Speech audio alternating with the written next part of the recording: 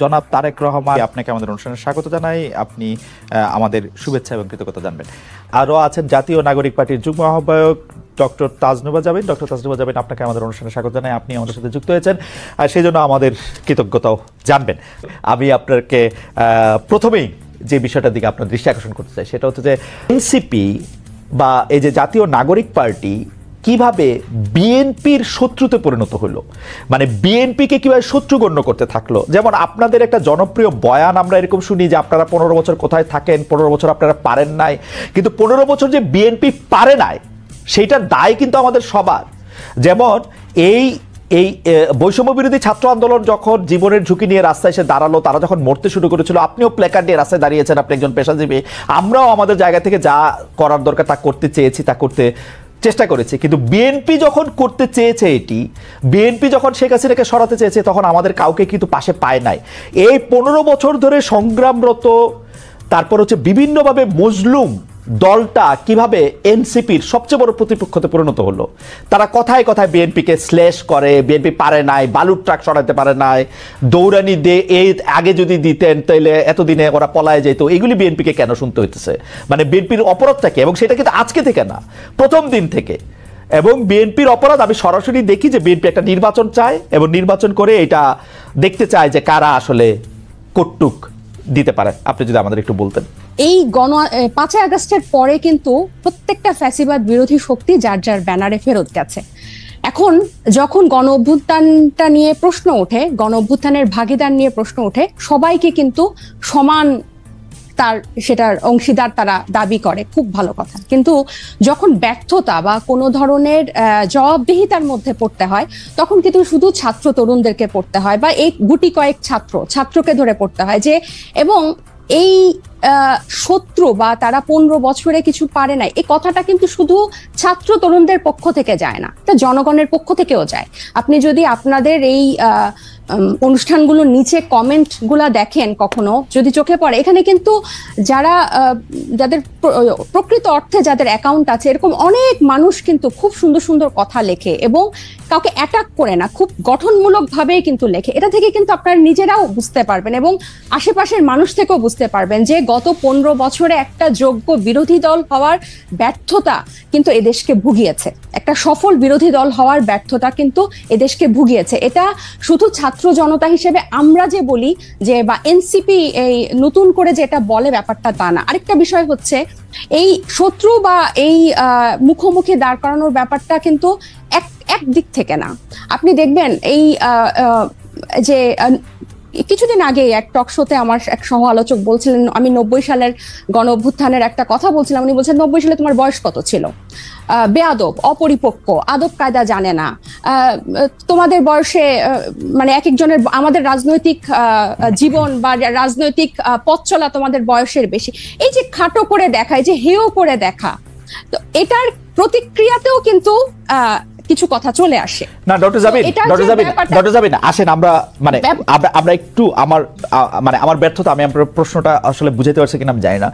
আমার কাছে যেটা মনে হয়েছে যে বিএনপি গত 13 বছর ধরে, স্পেসিফিকলি বললে যে 2012 সালের পর থেকেই বিএনপি এই একটা সরকারের কাছে একটা দাবি জানায় আসতেছে, দরকার হলে সরকারকে বলতেছে ক্ষমতা চাইতে একটা সুষ্ঠু নির্বাচনের কথা বলতে। এবং এইটার মধ্যে কিন্তু বিএনপি কোনোদিন কোনো আড়াল নিতে পারে নাই। বিএনপি কিন্তু কোনো ছাত্রলীগের মধ্যে গিয়ে বলতে পারে না যে বঙ্গবন্ধু মহান নেতা, আমরা সবাই বঙ্গবন্ধুকে ভালোবাসি, এই কথা বলে কিন্তু বিএনপি রাজনীতি করতে পারে নাই। বিএনপিকে রাজনীতিটা করতে হয়েছে বিএনপির কথা বলেই, শেখ হাসিনার এগেনস্টে কথা বলেই বিএনপি রাজনীতি করতে হয়েছে। তার জন্য মামলা, মোকদ্দমা, জেল, জুলুম যত কিছু করছে, চা খাচ্ছে। বৈষম্য বিরোধী ছাত্র আন্দোলনের নেতারা কিন্তু শেখ হাসিনার বিরুদ্ধে ফেসিবাদী আন্দোলনে গেছে হচ্ছে অনেক পরে, অনেক জায়গার পরে। সেই সময় তাদেরকে আমরা মুক্তিযুদ্ধের স্লোগান দিতে দেখছি, তাদেরকে আমরা বঙ্গবন্ধুর ভাষণ দিতে দেখছি, এবং আমরা দেখছি যে তারা নানাভাবে নানা ধরনের আড়াল নিচ্ছেন। বিএনপি কিন্তু এই সুযোগটা পায় না। আমার প্রশ্নটা হচ্ছে, যেই বিএনপি এত ত্যাগ করলো, এবং তারা কিন্তু সরকারে গিয়া 3 জন মন্ত্রী হয় নাই, 3 জন মন্ত্রী এই বৈষম্য বিরোধী ছাত্ররাই হয়েছে। তারা কিন্তু কোনো কিছু দখল করে নাই, তাদের একটাই চাওয়া ছিল ইলেকশনে যাওয়া। এবং ইলেকশন যাওয়ার পর থেকে বিএনপিকে কি শুনতে হয়েছে আপনাদের কাছ থেকে আপনি দেখেন। আমি ছোট করে একটু বলি, আমার মাফ করবেন, আপনাদের কাছে শুনতে হয়েছে বিএনপি নাকি আওয়ামী লীগকে পুনর্বাসন করতেছে। বিএনপি নাকি আওয়ামী লীগকে নিয়ে আসতেছে। আওয়ামী লীগ দিয়া বিএনপির নেতারা যেভাবে ক্ষতিগ্রস্ত হয়েছে তার 100 ভাগের 1 ভাগ বাংলাদেশে কেউ হয় নাই। এরপরও বিএনপি কেমনি শত্রু হইল এনসিপির, এইটার কারণটা কি? মানে বিএনপিকে ক্ষমতা থেকে ঠেকানোটা কেন এত জরুরি হয়ে পড়লো? এখানে শত্রুতার প্রশ্ন না খালেদ ভাই। এই যে কেন শুধু সুষ্ঠু নির্বাচনই চেয়েছিল, নির্বাচন কেন্দ্রিক রাজনীতি তারা করেছে। এই যে হাসিনা কিভাবে এই 3টা অবৈধ নির্বাচন করে ফ্যাসিস্টের সাম্রাজ্য টিকে রেখেছিল, তাদের রাজনীতিটাই ছিল নির্বাচন কেন্দ্রিক। কারণ নির্বাচন হলেই শুধু গণতন্ত্র হবে, গণতন্ত্র ফিরে আসবে, এটা তাদের একটা রাজনৈতিক একটা চালের, এটা বা তাদের কি বলবো আমি, পরিকল্পনার ভুল বলবো, যে তারা সবসময়, আপনিই বলছেন যে তারা সবসময় সুষ্ঠু নির্বাচনই চেয়েছে। কেন তারা হাসিনার এই যে তার যে সাম্রাজ্য, 3টা বিভাগ, এই যে সবকিছু তার একক কর্তৃত্বে, একক হাতে, প্রত্যেকটা রাষ্ট্রীয় প্রতিষ্ঠানের একটা ইট পাতা যে হাসিনার কথা ছাড়া বা স্বৈরশাসকের কথা ছাড়া চলতো না, বা মানুষকে সম্পৃক্ত করার যে রাজনীতি, এটা তো বিএনপি করতে ব্যর্থ হয়েছে। এবং জনগণের কথা না বলে, জনগণ এই যে এখনো তারা যে 31 দফা বলে বলে যেসব গণভোট অসম্ভব বলছে, যেসবে আমরা জনগণকে সম্পৃক্ত করতে চাচ্ছি, বিএনপি আবার সেসব জায়গায় জনগণকে দূরে ঠেলে দিয়ে আবার নির্বাচনের কথা বলছে। এখানে কিন্তু আপনি দেখেন তারা কিন্তু আবার জনগণকে নিজেদের থেকে দূরে সরাচ্ছে। জনগণ কিন্তু তাদেরকে চাচ্ছে, এবং তারা একটা প্রতিষ্ঠিত রাজনৈতিক দল, তারা নির্যাতিত রাজনৈতিক দল। আপনি নিজেই বলছেন যে তারা সব সময় সুষ্ঠু নির্বাচন চেয়েছে। একটা দেশের গণতন্ত্র কি শুধু সুষ্ঠু নির্বাচনের, একমাত্র শুধু সুষ্ঠু নির্বাচনের মধ্যে এই নির্বাচন ব্যবস্থাটা কিরকম, এই নির্বাচনটা দাঁড়িয়ে আছে কিসের উপর?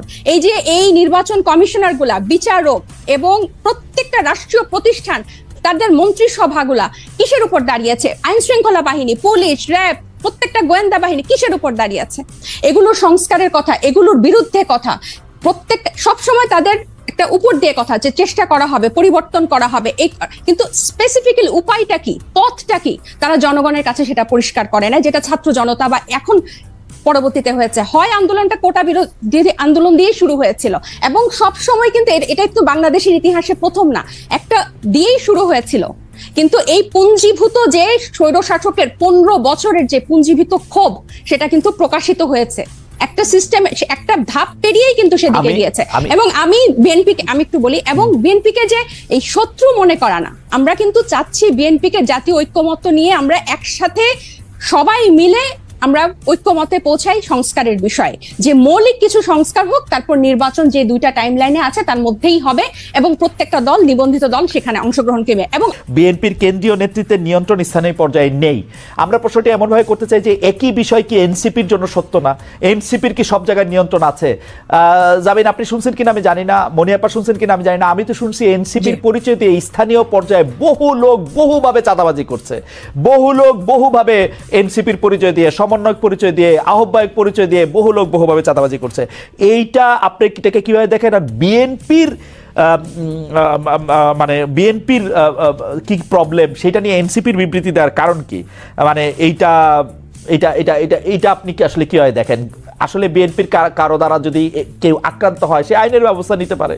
আপনারা একটি রাজনৈতিক দল হয়ে আরেকটি রাজনৈতিক দলের কোথায় নিয়ন্ত্রণ আছে, কোথায় নিয়ন্ত্রণ নাই, সেটি বলার কারণ কি আসলে?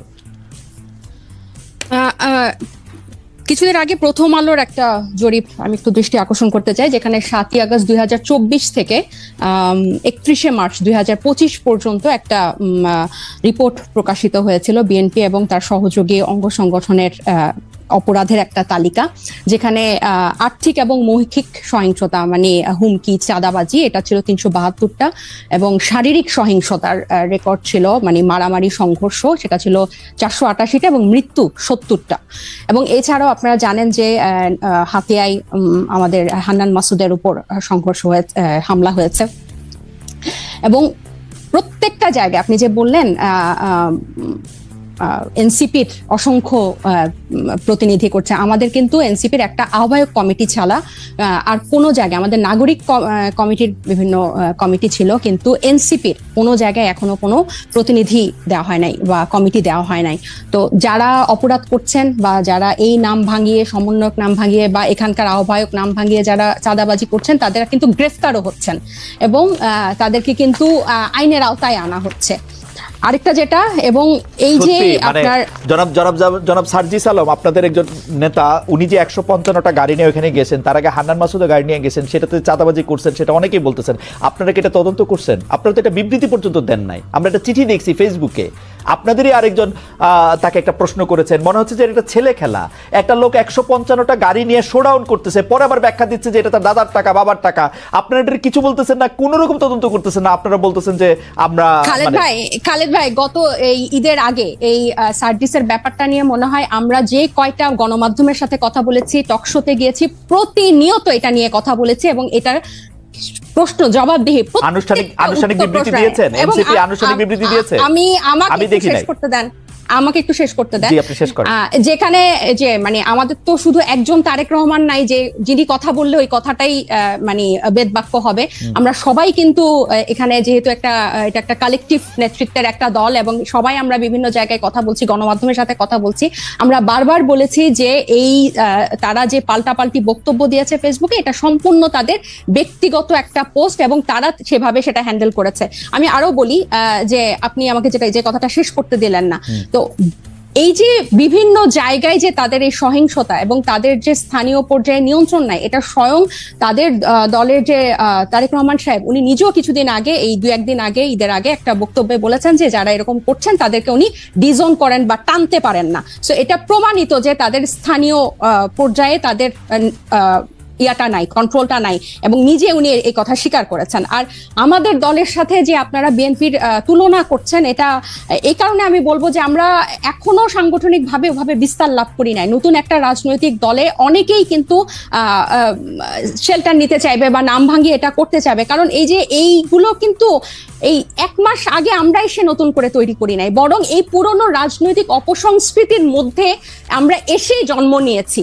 সো এখন আমাদের উপর দায়িত্ব এসব রাজনৈতিক অপসংস্কৃতি পরিষ্কার করা এবং ফেরেশতার মতো বিহেভ করা। সো আমরা কিন্তু অথবা আপনার দায়িত্ব, ডক্টর জাবির, অথবা আপনাদের দায়িত্ব হচ্ছে ওই সংস্কৃতিটারও বেশি করে করা। একটু খালেদ ভাই আমি শেষ করি। ওই সংস্কৃতি বেশি করা না, ওই সংস্কৃতির বিরুদ্ধে কথা বলা। আমরা এই রাজনৈতিক অপসংস্কৃতির বিরুদ্ধে কথা বলতে চাই, এবং এটা শুধু বিরুদ্ধে কথা বলা না, আমরা এটা চর্চাটাও করতে চাই। এবং আপনি যখন বলেন যে গণ অভ্যুত্থান, বা আপনারা যখন বলেন যে গণ অভ্যুত্থান এই কোটা বিরোধী আন্দোলন দিয়ে শুরু হয়েছিল, ছাত্রদের ডাকে হয় নাই, এটা গত 15 বছর বিএনপি নির্যাতিত হয়েছে, এটা যেমন সত্য। 24-এর গণ অভ্যুত্থান বৈষম্য বিরোধী ছাত্র আন্দোলনের ব্যানারে হয়েছে, বিএনপি সেই ব্যানারে এসে আন্দোলনে অংশ নিয়েছে, সেটাও সমান পরিমাণ সত্য।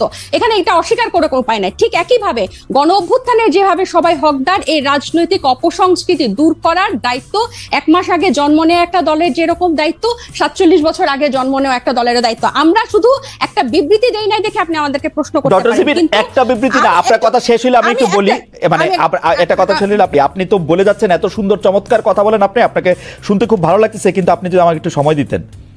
জি বলেন। আপনি বলতেছেন একটা বিবৃতির কথা।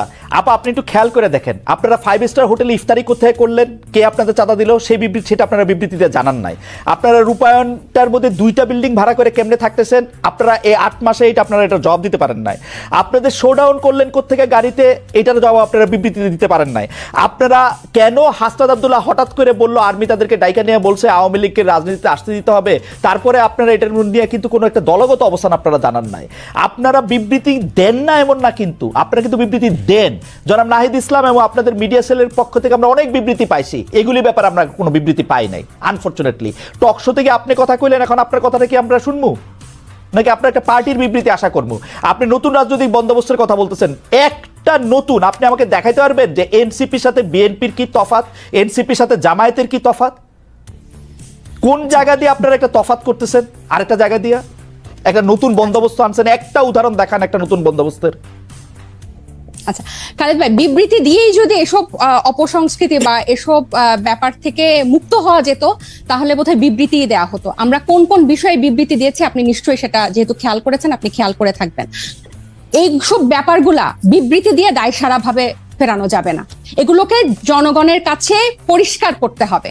এবং অর্থনৈতিক স্বচ্ছতা আমাদের রাজনৈতিক দল জন্ম নেওয়ার আগে থেকে আমাদের অন্যতম প্রায়োরিটি।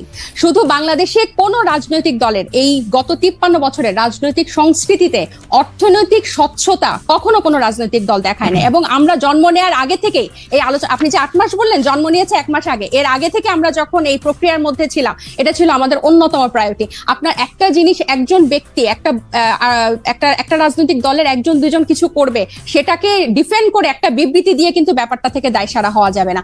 বরং আমাদের হোমওয়ার্কটা হচ্ছে, আমাদের কর্মযজ্ঞটা হচ্ছে এই জিনিসটা কিভাবে স্বচ্ছভাবে মানুষের কাছে পরিষ্কার করা যায়, যাতে এটাই হচ্ছে আমাদের বিএনপি এবং জামাতের থেকে আমাদের পার্থক্য।